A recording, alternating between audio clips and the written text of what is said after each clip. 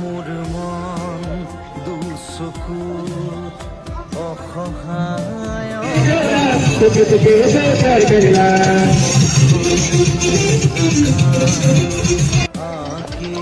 Hi guys, এয়া আমি সোণাপুৰৰ পৰা জুবিনদাৰ ফটো লৈ আহিছোঁ। কি ক'বা তুমি? আমি এতিয়া এটা ডায়মণ্ড হয়, এটা আমাৰ তোমাৰ